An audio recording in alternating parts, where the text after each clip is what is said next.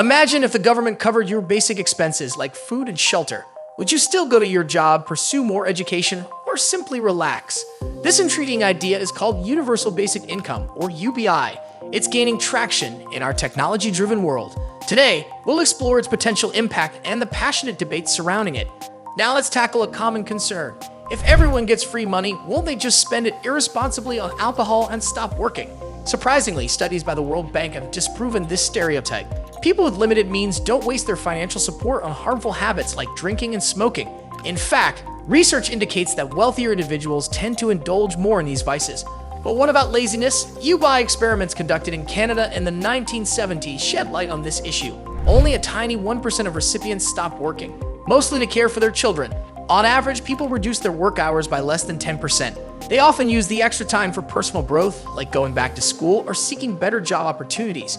So the fear of widespread laziness among UBI recipients seems far from the truth. Additionally, these experiments led to an 8.5% decrease in hospitalizations. This was primarily because there were fewer accidents and hospitalizations related to alcohol, as well as fewer visits to family physicians for mental health issues. Universal basic income seemed to have positive effects on health and well-being. Why hasn't our current welfare system wiped out poverty when universal basic income shows so much promise? The answer can be found in the intricate web of restrictions and conditions attached to welfare programs. These regulations tend to ensnare individuals in a never-ending cycle of dependency, offering them little room for personal freedom and discouraging active efforts to better their own circumstances. It's a tedious and counterproductive process, often compelling people to take any available job, regardless of suitability or pay. The end result? A seemingly unbreakable glass ceiling that traps them in poverty, perpetuating a passive mentality. The apprehension about AI replacing human jobs has lingered for decades, but with the rapid advancements in technologies like ChatGPT, that fear has transformed into a stark reality. Companies such as Goldman Sachs are already joining forces with AI-driven enterprises to automate tasks and slash costs. This surge in automation is poised to leave fewer job openings in the market. Recent studies suggest that as much as 2/3 of American occupations are now vulnerable to AI-driven automation. That's an astonishing 300 million jobs across the globe that could disappear within the next decade. The impact on our job landscape and the future of work is a challenge we cannot afford to overlook. Now envision a world reshaped by AI, not in a distant millennium, but within just a few short decades. The potential is staggering. AI possesses the capability to execute tasks that were once considered beyond the reach of machines. It can handle clerical work, administrative duties, and even creative endeavors.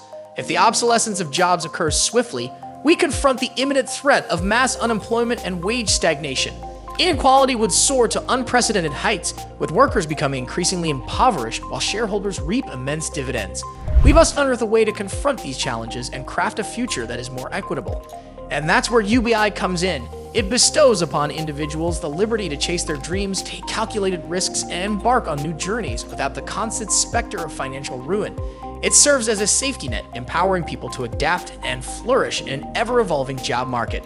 Through the redistribution of wealth and the guarantee of a fairer allocation of resources, UBI has the potential to bridge the chasm between affluence and need, fashioning a society that is more inclusive and equitable than ever before.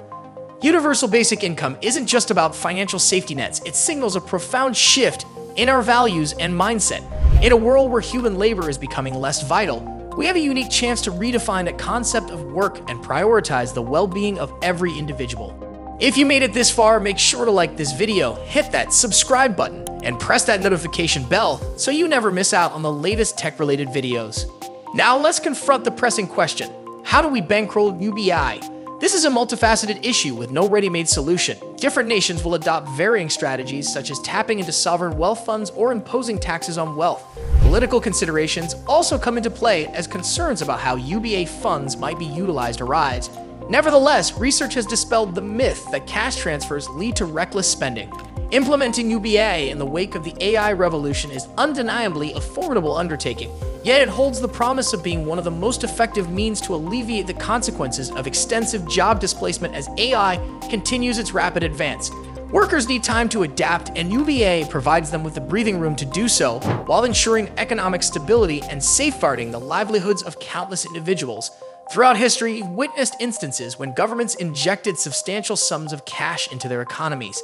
These actions were typically taken during economic crises or emergencies aiming to stimulate spending and bolster the economy. Yet, when governments infuse a massive influx of money into the economy without proper safeguards, it can lead to a surge in demand for goods and services.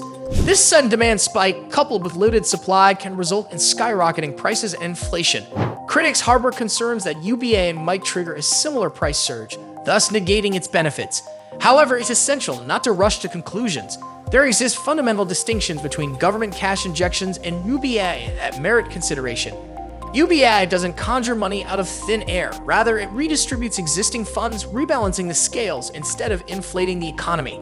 Therefore, concerns about rampant inflation can be laid to rest. UBI represents not a one-time cash infusion, but an ongoing system that guarantees a fundamental level of financial security for individuals.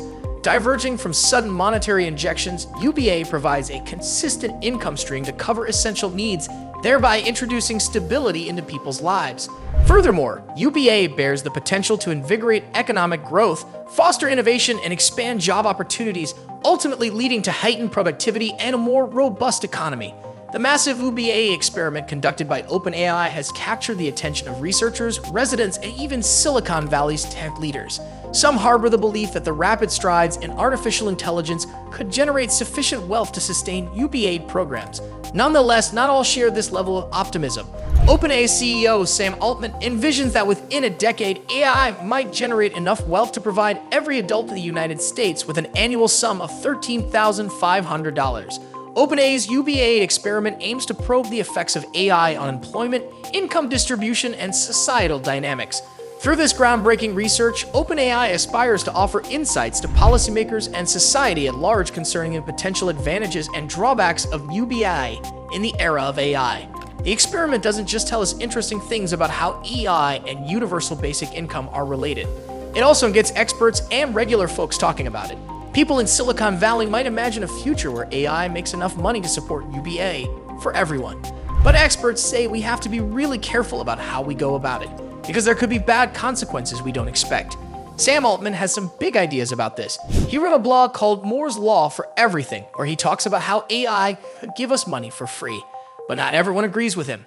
Some people worry that he's making it sound too easy, like AI can do anything, when it can't. Right now, OpenAI is running a big experiment with UBI, and Silicon Valley is thinking about AI and UBI. It's like a big show, and everyone is waiting to see what happens. Altman thinks UBI is a good idea, but not the whole solution. He says people work for reasons other than just money, and the future will find better jobs and people will get richer. But UBI can help during big changes. Altman is also working on something called WorldCoin. It's about using technology to help poor people. He's also paying for a big study on UBI. This study will help us understand how AI and robots are changing jobs and making some people poor. People are worried that robots will take their jobs and rich people will get even richer. UBI can help stop that. It gives everyone some money to make sure they can live okay, even if their jobs go away because of robots. But UBI is more than just money. It's about making people feel good about themselves. It says that every person is important and should have a chance to learn and grow, even if robots are taking over. UBI tries to make society more fair by giving everyone a bit of money to start with. Our goal should be to end poverty if we can. UBI is a good step in that direction, but it's not easy. We have to study it more and try it out in different places to see what works best.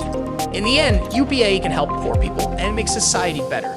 But we need to be really careful and do more research before we decide how to use it.